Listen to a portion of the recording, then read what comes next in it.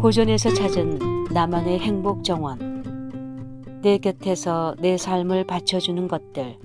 장제형 지음. 1장. 나 자신에게 이르는 길.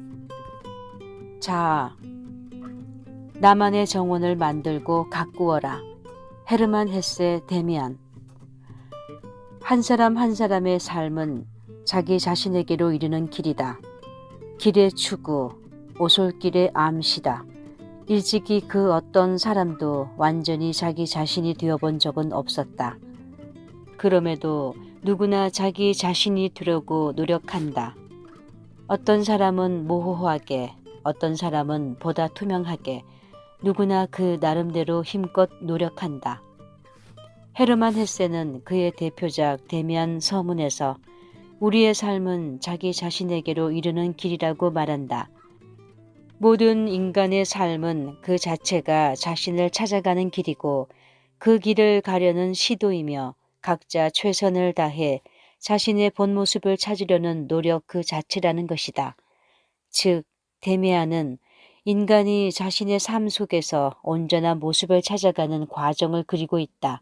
그렇다면 자기의 온전한 모습, 다시 말해 본 모습을 찾아간다는 것은 어떤 의미일까? 우리는 돈, 건강, 가족, 사랑, 자유, 그리고 삶 자체마저도 잃어버릴 수 있다. 하지만 살면서 가장 힘겨운 상황에 부딪힐 때 자신의 내면으로 뛰어들어야 강력한 내면의 힘을 발휘할 수 있다. 내 곁에서 내 삶을 안정적으로 받쳐주던 것들이 흔들릴 때 비로소 우리는 더욱 성장한다. 한 해가 지나 다시 봄이 오고 여름이 돌아오면 갖가지 화려한 꽃과 식물들이 피어나는 나만의 정원을 가꾸어 보자. 그곳에서 슬픔의 위안을 받을 수 있고 힘든 내 영혼이 쉴 수 있는 은신처가 될 것이다. 그들은 내 안에 함께 살고 있으며 그들은 나를 지탱해주는 믿을 만한 존재이다. 거짓된 자기 자신을 극복하라. 누구나 한 번쯤 들어봤을 법한 신은 죽었다라는 말은 철학자 니체의 유명한 아포리즘이다. 하지만 영원성을 상징하는 신이 죽었다는 말은 오늘날 우리에게 그렇게 충격적이지만은 않다. 영적 가치보다는 물질적 가치를 중요시하는 시대에 가장 중요한 것은 이미 신이 아니라 물질이기 때문이다. 사실 목표도 없이 방황하던 시절에는 막연히 돈 좀 벌고 성공 좀 하면 삶이 나아질 줄 알았다. 하지만 어느 정도 남부럽지 않은 성공을 이뤘고 돈도 벌었지만 누군가 왜 사냐고 묻는다면 딱히 대답하기 힘들다. 또한 젊은 시절 내게 주어진 행운과 성공의 기회를 놓쳐버린 후 끊임없이 추락의 길을 걷기도 했다. 돈으로 다 되는 물질 만능주의 속에서 우리의 삶은 왠지 공허하다.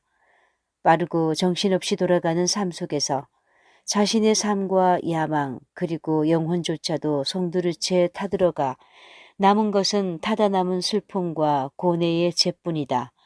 가끔은 자신의 꿈을 잃어버려서 꿈 자체가 없어져 삶이 허무하다고 느낀다. 그래서 무언가 이루려고 꿈을 계속 따라가다 보면 어느 순간 허무주의의 늪에 빠져버린 자기 자신을 발견한다. 이 시대의 허무주의를 예견했던 니체는 그에 져서 짜라투스트라는 이렇게 말했다 해서 다음과 같이 말하며 허무주의를 극복하는 방법을 제시한다. 나 너희에게 위보맨쉬를 가르치노라. 사람은 극복되어야 할 그 무엇이다. 너희는 사람을 극복하기 위해 무엇을 했는가? 위버맨쉬가 대지의 뜻이다. 너희 의지로 하여금 말하도록 하라. 위버맨쉬가 대지의 뜻이 되어야 한다고. 니체는 신이 죽었다고 말하면서 위버맨쉬 즉 초인이 되어야 한다고 말한다. 니체가 말한 초인은 신이 죽은 세상에서도 당당하게 살아가는 인간상이다. 니체는 극복하려는 의지에 따라 인간을 초인과 인간 말종 두 부류로 나눈다. 즉 초인은 힘의 의지를 바탕으로 자기 극복을 위해 기존의 모든 관습과 굴레를 벗어나 자유로운 정신을 가지게 된 존재이다. 반면에 인간 말종은 대지 위에 있는 벼룩과 같아서 자신을 극복하려는 의지가 없는 경멸스러운 존재인 최후의 인간을 말한다. 따라서 그는 짜라투스트라의 입을 빌려 진정한 의미의 자기 자신이 되려면 거짓된 자기 자신을 극복해야 한다고 말한다. 우리는 자신의 약점이나 자신이 겪은 고통과 시련까지도 자기 발전의 계기로 승화시킬 줄 아는 총인이 되도록 노력해야 한다는 것이다. 그렇다면 총인이 되는 것이 바로 헤세가 말한 자기 자신에게로의 이르는 길이 아닐까? 우리는 자신의 온전한 모습에 이르는 길을 초인을 닮아가는 과정 안에서 찾을 수 있는 것이 아닐까? 또한 데미안은 니체가 말한 자기 자신을 극복한 본연의 모습을 한 자기를 의미하는 초인이 아닐까? 내면의 성장을 위한 여정. 데미안은 주인공 에밀 싱클레어가 10살 때부터 20살 정도가 될 때까지 대략 10여 년간 겪었던 내적인 변화와 성장을 다룬 자전적 소설이다. 싱클레어는 작은 도시에서 라틴어 학교에 다닌다. 그는 이 세상이 밝은 세계와 어두운 세계로 나뉘어 있다고 생각한다. 밝은 세계에는 의무와 책임, 양심의 가책과 고해, 용서와 선한 원칙들, 사랑과 존경, 성경 말씀과 지혜가 있다. 반면에 어두운 세계에는 도살장과 감옥, 술 취한 사람들과 악을 쓰는 여자들, 새끼 낳은 암소와 쓰러진 말들, 강도의 침입, 살인, 자살 같은 일들이 있다. 싱클레어는 공립학교 학생들과 가까운 관계를 맺고 있었는데 어느 날 프란츠 크로모와 또 어울리게 된다. 싱클레어는 그들에게 자랑삼아 자신이 과수원에서 사과를 훔쳤다는 거짓말을 하고 맹세까지 한다. 크로모는 과수원 주인에게 이 사실을 알리겠다며 돈을 가져오라고 한다. 싱클레어는 자신의 저금통을 깨 그에게 가져다 준다. 이제 싱클레어는 새 삶에 대한 두려움으로 죽음과 같은 쓴맛을 느낀다. 그러던 어느 날 싱클레어는 전학생 막스 데미안의 도움으로 크로모의 괴롭힘에서 벗어나게 된다. 하지만 데미안은 크로모와는 또 다른 의미에서 악하고 나쁜 세계로 이끄는 또 하나의 유혹자가 된다.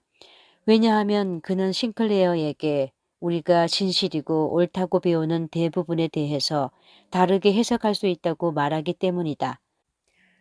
예를 들면 구약 성경에 나오는 카인 이야기에서 아벨보다 아벨을 죽인 카인이 용기와 나름의 개성이 있는 인물이라고 말한다. 또한 골고다 언덕에서 예수와 함께 십자가에 매달렸던 두 도둑 중에서 회개하지 않은 도둑이 더 개성이 있고 신뢰할 수 있다고 말한다. 그러곤 우리는 신에 대한 예배와 더불어 악마 예배도 만들어야 한다고 가르친다. 싱클레어는 악당 클로모와 데미안을 통해 처음으로 밝은 세계에서 떨어져 나가 바깥 어둠의 세계에 발을 들인다. 이제 싱클레어는 어린애처럼 살 수 없다는 사실을 깨닫고 밝은 세계와 어두운 세계와의 사이에서 삶의 모든 문제를 고민하기 시작한다. 즉, 싱클레어는 내면의 성장을 위한 여정에 첫 발을 내디딘 것이다. 니체는 짜라투스트라는 이렇게 말했다 해서 정신의 세 가지 변화에 대해서 말한다. 그는 낙타, 사자, 아이의 비유를 들어 자기 자신을 찾아 변화하는 과정을 보여준다. 이 과정에서 우리는 자신을 극복한 초인이 될 수 있다는. 먼저 극복해야 할 첫 번째 변화의 과정은 낙타의 단계이다. 무거운 짐을 버티는 삶의 태도가 바로 낙타 정신이다. 낙타가 무릎을 꿇고 짐이 가득 실리기를 기다리듯이 우리를 억누르는 무거운 짐을 지고 있다. 그 무거운 짐은 전통적인 종교와 철학이 요구하는 진리, 도덕, 관습과 규율 등을 말한다. 즉, 아무런 생각 없이 시키는 대로 짐만 지거나 그것이 무엇인지 의문을 갖지 않는 낙타는 자신의 삶을 변화시킬 수 없는 인간 말종에 대한 메타포인 것이다. 두 번째 변화의 과정은 자유를 쟁취하여 그 자신이 사막의 주인이 되고자 하는 사자의 단계이다. 하지만 니체는 사자의 정신은 기존의 가치를 파괴할 뿐 새로운 가치를 창조하지 못한다라고 말한다. 즉, 기존의 가치를 부정함으로써 더욱 허무주의에 빠진다는 것이다.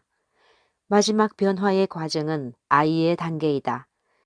여기서 아이의 정신이란 어린아이가 춤을 추듯 놀이에 흠뻑 빠지듯 자신의 삶을 기쁘게 살아가는 것을 말한다. 즉, 아이의 정신은 우리의 삶이 고난과 고통으로 가득하지만 아이처럼 삶을 긍정적으로 바라보며 창조적으로 사는 것을 말한다. 이러한 정신의 세 가지 변화의 과정이 바로 본래 자신의 모습에 이르는 길이다. 나를 둘러싼 세계를 깨트리고 새로운 세계로 나아가다. 이제 싱클레어는 니체가 말한 낙타 사자, 아이의 변신 과정을 통해 마치 새가 알에서 깨어나듯이 내면이 성장하는 과정을 밟아야만 한다. 싱클레어는 어두운 세계에 빠져 방탕한 삶을 살기도 하고 아름다운 소녀 베아트리체를 알게 된 후 다시 고귀한 삶을 살기도 한다. 또한 오르간 연주자 피스토리우스라는 삶의 인도자를 만나기도 한다. 새는 알에서 나오려고 투쟁한다. 알은 세계이다. 태어나려는 자는 하나의 세계를 깨뜨려야 한다. 새는 신에게로 날아간다. 신의 이름은 암낙사스. 어느 날 싱클레어는 커다란 알에서 나오려고 애쓰는 새를 그려서 데미안에게 보냈다. 데미안은 답장으로 싱클레어에게 위와 같은 내용이 적힌 쪽지를 보냈다. 여기서 새는 싱클레어를 의미하고 자신의 운명을 찾아내기 위해 자신을 둘러싼 세계라는 껍질을 깨뜨려야 한다.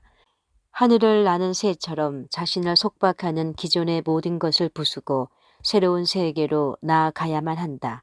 하지만 알에서 깨어 진정한 자신의 길, 꿈으로 가는 길이 평탄하지만은 않다. 자기 실현을 이루는 과정에서 가장 중요한 것은 외부 세계가 아니라 자신의 내부인 자기 자신을 인식하는 데 있다. 다시 말해 삶의 의미를 해석할 수 있는 것은 오로지 자기 자신뿐이다. 지친 내 영혼이 쉴 수 있는 곳, 그곳에서 편안하게 내 마음대로 그리고 아름답게 살 수만 있다면 얼마나 좋을까. 허무한 우리의 인생은 기쁜 일보다는 여러 가지 힘든 일, 슬픈 일들로 가득 차 있다. 그래도 가끔 간절히 원했던 꿈이 실현되어 잠시 행복감에 젖기도 한다. 비록 인생의 우여곡절 속에서 이룬 그 행복이 결코 오래가지 않을지라도 상관없다. 왜냐하면 그 행복은 작은 기쁨이 되어 아름답고 은은한 향기를 지금도 품어내기 때문이다. 싱클레어에게 데미안의 어머니인 에바 부인은 지친 영혼이 쉴 수 있는 꿈속에서도 그토록 그리워하던 여성이었다. 에바 부인을 만났을 때 싱클레어는 걷잡을 수 없는 눈물을 흘렸다. 슬픔과 고뇌로 가득해 죽고 싶었던 지난 10여 년간의 자신의 삶을 돌아보면서 울음을 참지 못했던 것이다.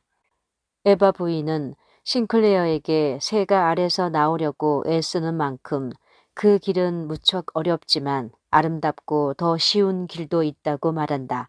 즉, 자신의 꿈을 찾아내면 그 길은 쉬워진다는 것이다.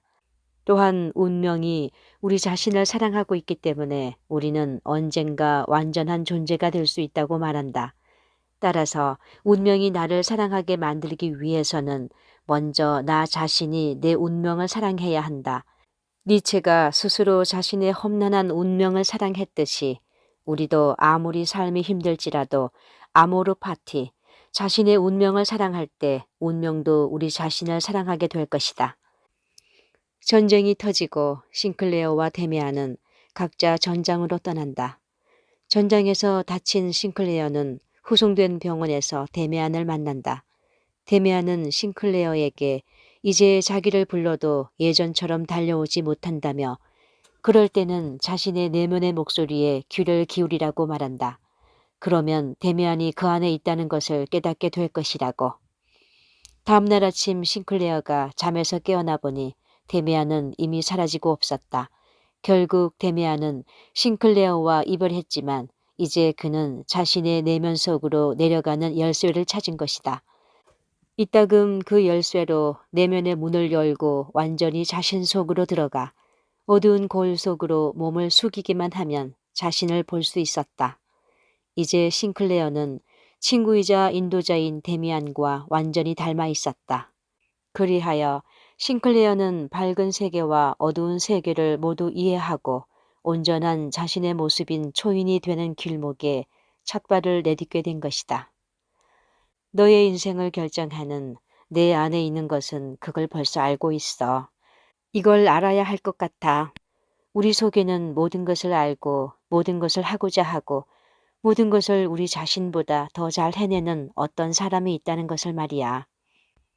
데미안이 싱클레어에게 이같이 말한 것처럼 우리는 내 안에 또 다른 나 자신을 찾기 위해 죽는 날까지 성장을 멈춰서는 안 된다. 니체는 우리에게 내가 지금까지 살아왔던 생을 다시 한번 나아가 수없이 몇 번이고 반복하기를 원하느냐라는 질문을 던졌다.